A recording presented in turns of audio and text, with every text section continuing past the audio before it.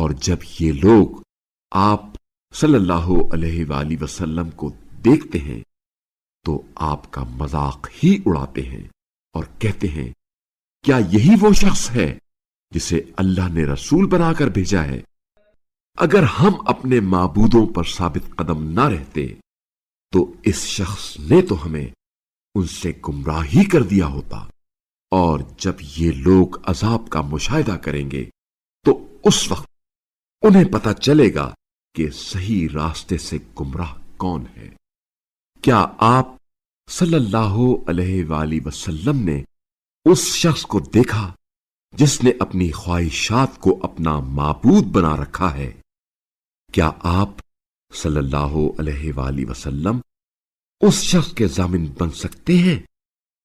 یا کیا آپ صلی اللہ علیہ وآلہ وسلم خیال کرتے ہیں کہ ان میں سے اکثر سننے یا سمجھنے کے لیے تیار ہیں؟ نہیں، یہ لوگ تو محض جانوروں کی طرح ہیں، بلکہ ان سے بھی زیادہ گمراہ ہیں۔ کیا آپ صلی اللہ علیہ وآلہ وسلم نے نہیں دیکھا کہ آپ کا پروردگار سائے کو کس طرح پھیلاتا ہے؟ اگر وہ چاہتا تو اسے ساکن بنا دیتا۔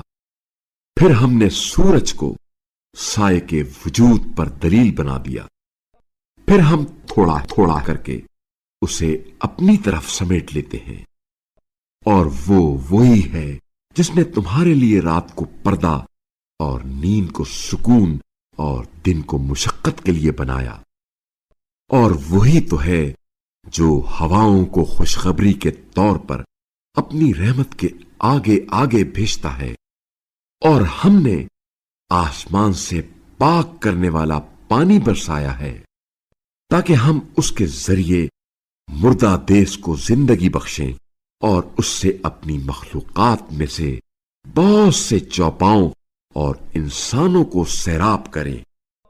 اور بتحقیق ہم نے اس پانی کو مختلف طریقوں سے ان کے درمیان پھرایا ہے تاکہ وہ نصیحت حاصل کریں، مگر اکثر لوگ انکار کے علاوہ کوئی بات قبول نہیں کرتے۔